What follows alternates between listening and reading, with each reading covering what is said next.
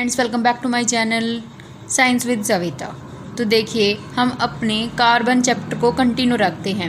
हमने last video में क्या पढ़ा था कि saturated and unsaturated carbon compounds के बारे में पढ़ा था। आज हम पढ़ने जा रहे हैं होमोलोगस सीरीज़ के बारे में, और जो कार्बन कंपाउंड्स हमने बनाए हम उसकी नेमिंग कैसे करेंगे, यानी कि नोमेनक्लेचर ऑफ कार्बन कंपाउंड्स के बारे में हम पढ़ने जा रहे हैं। देखिए, होमोलोगस सीरीज़ क्या होती है। Homologous series is defined age group of structurally similar compounds each member of which differs on the preceding or succeeding member by CH2। ये तो हमने पढ़ लिया, पर हमें समझ नहीं आया है ना। अब हम समझेंगे कि इसका मतलब क्या है। देखो, स्ट्रक्चरली सिमिलर कौन कंपाउंड्स होते हैं, अब हम ये समझने जा रहे हैं। देखो, लास्ट वीडियो में हमने ये पढ़ा था कि जो हाइड्रोकार्बन्स क्या होते हैं। हाइड्रोकार्बन्स हमने पढ़ा था, यानी कि जो कंपाउंड्स कार्बन और हाइड्रोजन से मिलके बने होते हैं हम उन्हें हाइड्रोकार्बन कहते हैं। लेकिन हमने ये भी पढ़ा था कि जो हाइड्रोकार्बन है वो सैचुरेटेड भी हो सकते हैं और अनसैचुरेटेड भी हो सकते हैं। ठीक है, इसका मतलब क्या था कि हमने 3 तरह के नए कार्बन कंपाउंड्स पढ़े थे। 3 तरह के नए नाम हमने याद किए थे पिछली वीडियो में।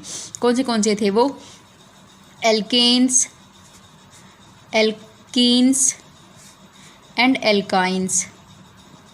ठीक है, एल्केन्स क्या है? एल्केन्स वो हाइड्रोकार्बन होते हैं जो कि सैचुरेटेड होते हैं, यानी कि इनके अंदर क्या होता है, सिंगल बॉन्ड प्रेजेंट होता है।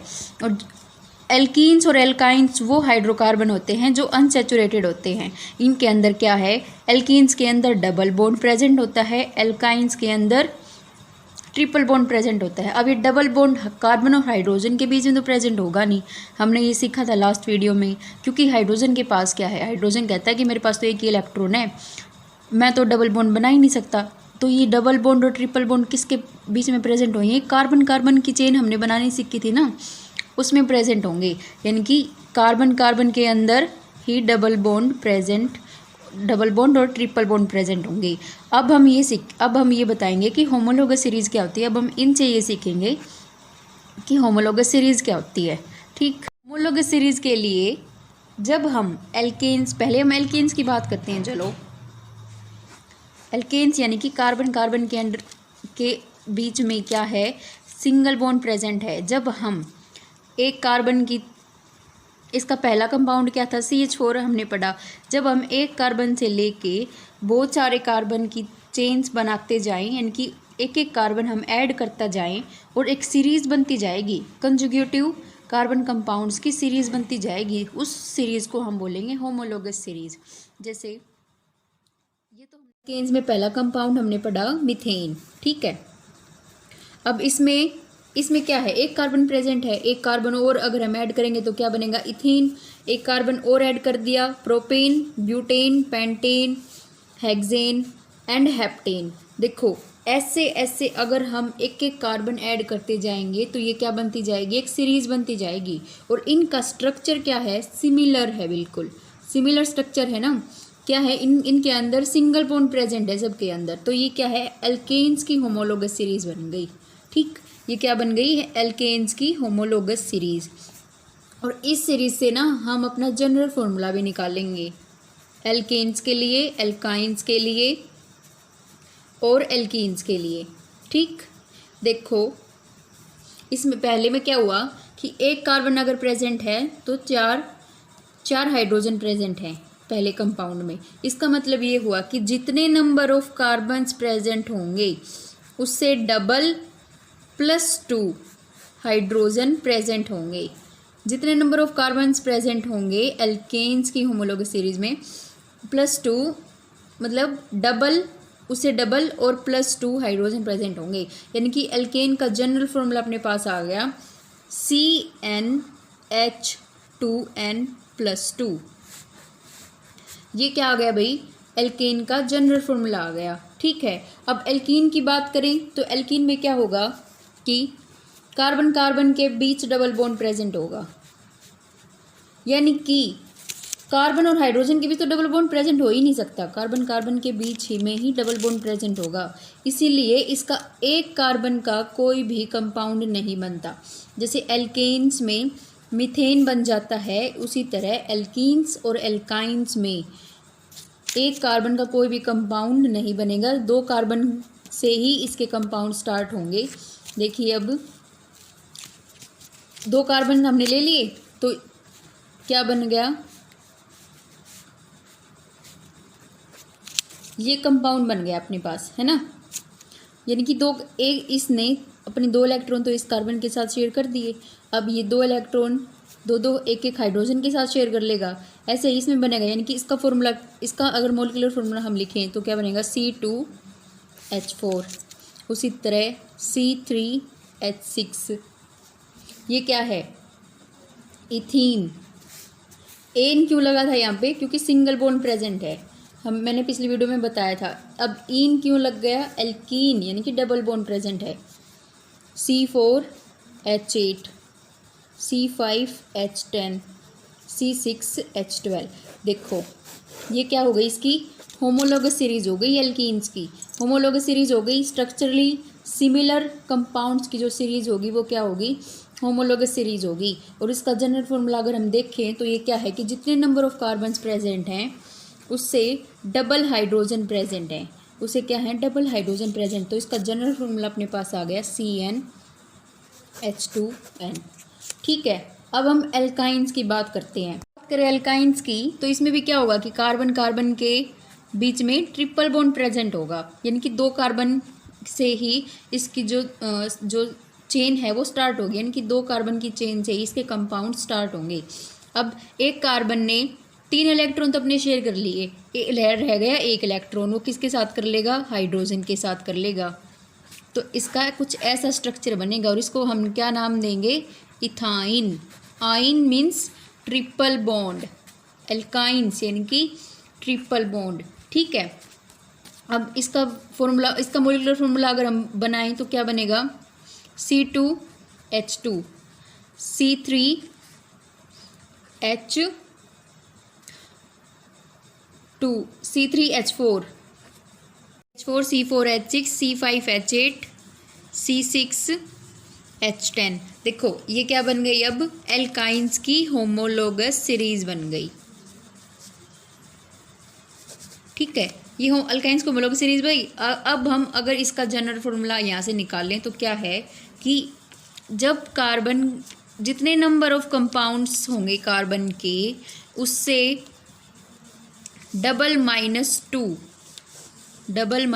टू क्या होंगे, हाइड्रोजन के एटम्स प्रेजेंट होंगे, हाइड्रोजन प्रेजेंट होंगे उसके अंदर। यानी कि देखो 2 कार्बन प्रेजेंट है यहाँ पे, तो 2 × 2 4, 4 - 2 2, यानी कि 2 - 2, ये क्या बन गया अपना एल्काइंस का जनरल फॉर्मूला, CnH2n-2। यहाँ से इसका जनरल फॉर्मूला आ गया। ठीक है, अब हम एक बार सिमिलरली अब एक बात और देखते हैं। देखो हमने ये तो लगा दिया, अब हमने इसका स्ट्रक्चर नहीं बनाया। अब आपके मन में एक सवाल आ रहा होगा कि क्या सबके जितने भी कार्बन होंगे सबके अंदर डबल बॉन्ड या ट्रिपल बॉन्ड प्रेजेंट होंगे, सबके बीच में डबल बॉन्ड या ट्रिपल बॉन्ड प्रेजेंट होंगे, लेकिन ऐसा नहीं है। देखो जैसे मैंने इसका बनाया है C3H4 का, जैसे हम C3H4 का अगर स्ट्रक्चर बना के देखें, या C4H6 का बना लेते हैं। चलो इसके अंदर हम 4 कार्बन लगाएंगे, पहले स्ट्रक्चर बनाना सीखो।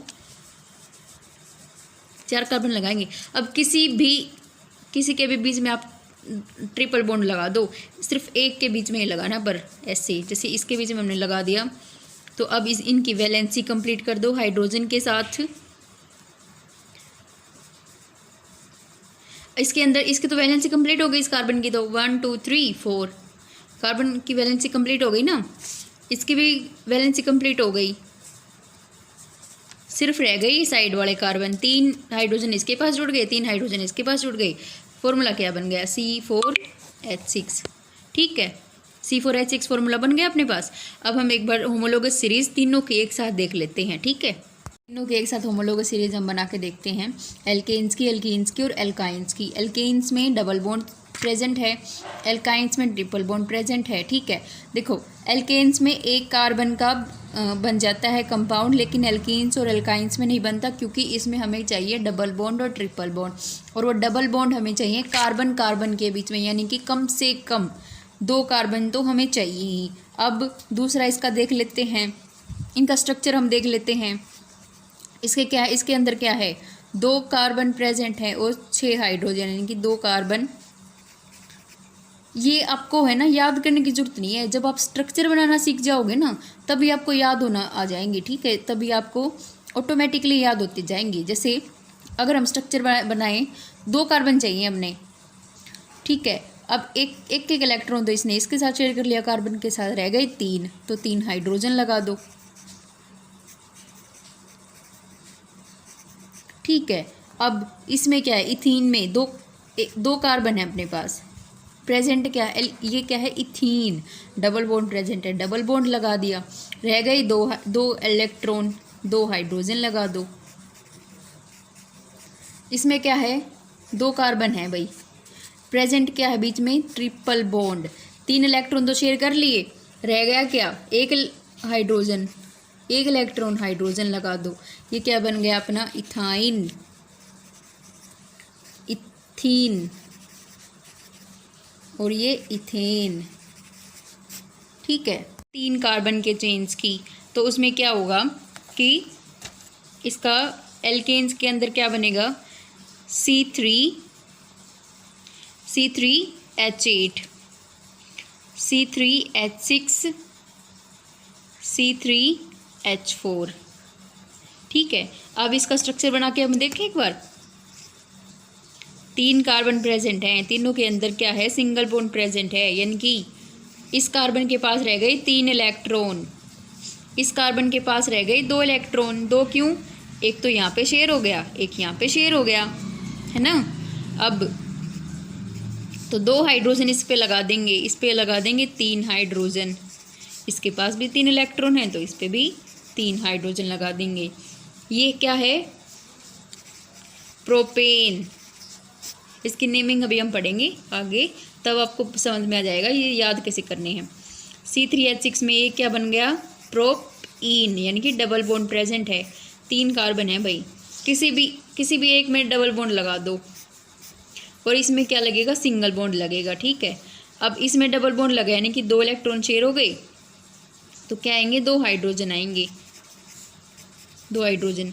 अब इस कार्बन की अगर हम बात करें, इसमें क्या हो गया, 3 बॉन्ड बने हैं, 3 बॉन्ड बने हैं, यानी कि 3 इलेक्ट्रॉन शेयर हुए हैं इस कार्बन के, 1 2 और एक यहाँ पे। अब रह गया कितना, 1 हाइड्रोजन रह गया इसके पास, यानी कि 1 इलेक्ट्रॉन रह गया जो कि हाइड्रोजन के साथ बॉन्ड बना देगा, ठीक है।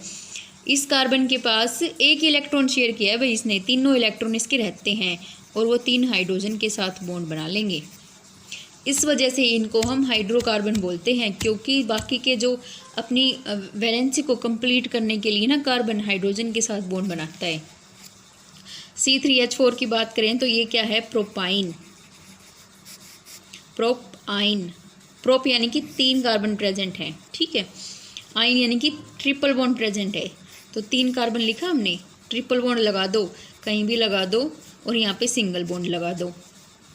अब इस कार्बन के पास क्या है, एक बॉन्ड बना है ना, तो 3 हाइड्रोजन, इस कार्बन ने अपने 4 इलेक्ट्रॉन शेयर कर लिए भाई कार्बन के साथ, 3 इलेक्ट्रॉन तो इस कार्बन के साथ शेयर कर लिए और 1 इलेक्ट्रॉन इस कार्बन के साथ शेयर कर लिए, यानी कि इसके पास कोई भी इलेक्ट्रॉन नहीं बना हाइड्रोजन बॉन्ड बनाने के लिए। अब इस इलेक्ट्रॉन के पास 1 इलेक्ट्रॉन रहता है हाइड्रोजन बॉन्ड बनाने के लिए, तो ये बनेगा कुछ, मतलब ये वाला स्ट्रक्चर बनेगा प्रोपाइन का, ठीक है।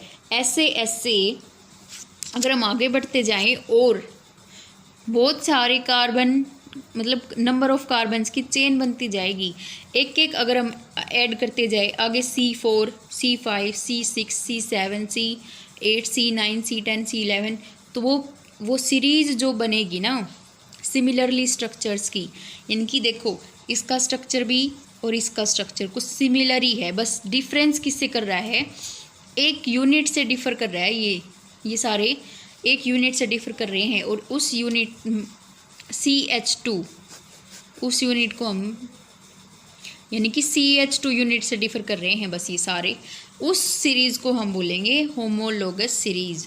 जो सीरीज़ CH2 यूनिट से डिफर करेगी,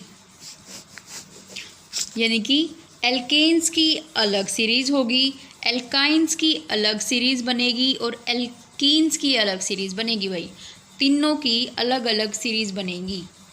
एल्केन्स की होमोलोगस सीरीज़, एल्काइंस की होमोलोगस सीरीज़ और एल्कीन्स की होमोलोगस सीरीज़ अलग अलग बनेगी। और तीनों सीरीज़ किस यूनिट से डिफर करेंगे? CH2 से। CH2 से कैसे? देखो पहले में क्या था? CH4 था। दूसरे में क्या है? C2H6, C2H6 minus CH4।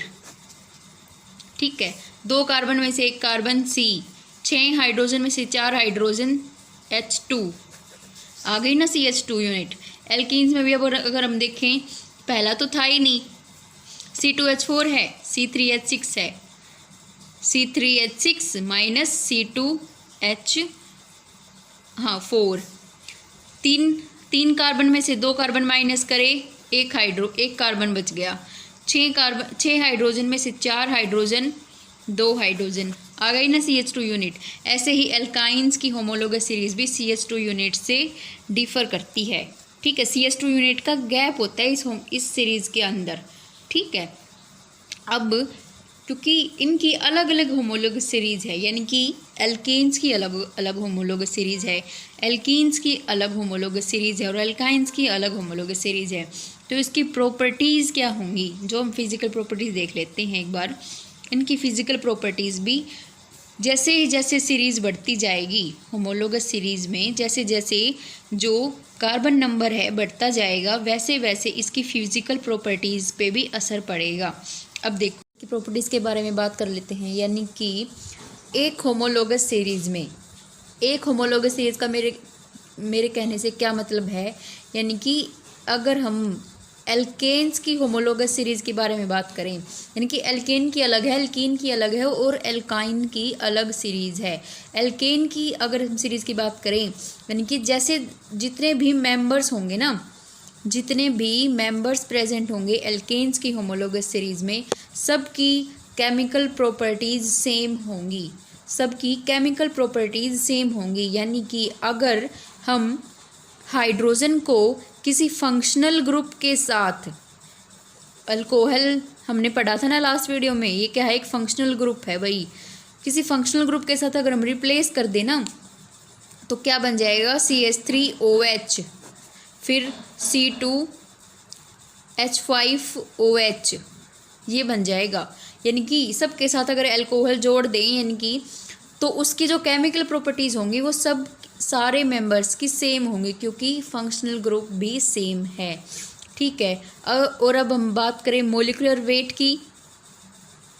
ये तो हमने जान लिया कि एल्केन्स की जो होमोलोगस सीरीज़ है वो CH2 यूनिट से डिफ़र करेगी, एल्कीन्स की भी CH2 यूनिट से डिफ़र करेगी और एल्काइंस की भी CH2 यूनिट से डिफ़र करेगी। अब हम बात करें मोलिकुलर वेट की। मोलिकुलर वेट में देखो CH4 है अपने पास, मीथेन पहला कार्बन कंपाउंड। इसका मोलिकुलर वेट अगर हम निकाल लें, कार्बन के पास 6 इलेक्ट्रॉन है, कार्बन का एटॉमिक मास क्या है? 12। अब हाइड्रोजन के पास 1 इलेक्ट्रॉन है, इसका एटॉमिक मास क्या है? 1। ठीक है, अब CH4 यानी कि 1 कार्बन 4 हाइड्रोजन, CH4 है ना, 1 कार्बन 4 हाइड्रोजन। देखो तो CH4 है, इसका मोलिकुलर वेट क्या बन जाएगा? हमने 9th क्लास में निकालने सीखे हैं मोलिकुलर वेट। देखो 1 कार्बन, इसका एटॉमिक मास 12, प्लस में 1 हाइड्रोजन, सॉरी 4 हाइड्रोजन और इसका एटॉमिक मास 1, तो क्या हो गया? 12 प्लस 4 × 1 4 इज इक्वल टू 12 और 4 16 आ गया ना। अब हम नेक्स्ट मेंबर की बात करें, एल्केन की होमोलोगस सीरीज चल रही है ना ये CH4। नेक्स्ट मेंबर में क्या है? C2H6 में क्या होगा? इसका पता है कि एटॉमिक मास 12 है, हाइड्रोजन का एटॉमिक मास 1 है, तो इसका अगर हम मोलिकुलर वेट निकाल लें तो क्या होगा, 2 कार्बन इंटू में मोलिकुलर वेट 12 प्लस में 6 हाइड्रोजन इंटू में मोलिकुलर वेट 1, 12 दूनी 24, 24 और 6 30 है। अब ऐसे ऐसे अगर हम निकालते जाएंगे ना तो हमें एक डिफरेंस पता लगेगा कि जो मोलिकुलर वेट है हर एक मेंबर्स का, यानी कि एक होमोलोगस सीरीज़ के अंदर, ये एल्केन्स की अगर हम बात करें, यानी कि एक होमोलोगस सीरीज़ है एल्केन की, एक होमोलोगस सीरीज़ के अंदर जो मेंबर्स हैं उनका मोलिकुलर वेट 14 से डिफ़र करेगा, 14 से, यानी कि 13 माइनस 16, 13 माइनस 16 14। ऐसे ही अगर हम इसका निकालें ना प्रोपेन का C3H8 और इसमें से इसका माइनस करेंगे तो 14 ही आएगा। अब हमारे सामने एक बात आ गई कि मोलिकुलर वेट की जो मोलिकुलर वेट है वो हर एक मेंबर्स का 14 नंबर से डिफ़र करेगा, ठीक है। चाहे हम किसी भी होमोलोगस सीरीज़ की बात करें, एल्केन्स की करें, एल्काइंस की करें या एल्कीन्स की करें, ठीक है। और इसकी जो केमिकल प्रॉपर्टीज़ होंगी हर एक सारे मेंबर्स की एक होमोलोगस सीरीज़ के अंदर सेम होंगी। और तीसरी बात ये आ गई अपने पास कि हाँ, अगर हम इसका मेथड ऑफ प्रिपरेशन निकालें कि अगर हम कोई पूछ ले हमसे कि भाई एल्केन्स हैं वो कैसे बनेंगे, किस मेथड से प्रिपेयर होंगे, क्या सारे होमोलोगस सीरीज़ एक ही मेथड से प्रिपेयर हो सकते हैं, जितने भी मेंबर्स हैं एक होमोलोगस सीरीज़ के अंदर क्या एक ही मेथड से प्रिपेयर हो सकते हैं, और अगर एल्कीन्स में भी ऐसा हो। लेकिन हाँ, हम कह सकते हैं कि जैसे एक होमोलोगस सीरीज़ है, अगर हम एल्कीन्स की होमोलोगस सीरीज़ की बात करें या हम एल्कीन्स की होमोलोगस सीरीज़ की बात करें, क्योंकि अलग अलग हैं, तो सारे एल्केन्स जितने भी मेंबर्स हैं एक मेथड से बन सकते हैं, एक मेथड से प्रिपेयर हो सकते हैं, यानी कि मेथड ऑफ प्रिपरेशन क्या होगा, सेम होगा हर एक मेंबर्स का, सारे मेंबर्स का, इन अ होमोलोगस सीरीज, यानी कि एक होमोलोगस सीरीज के अंदर, ठीक है भाई। ये थी इसकी प्रॉपर्टीज़ की होमोलोगस सीरीज के साथ साथ इसकी प्रॉपर्टीज़ कैसे डिफ़र करती हैं।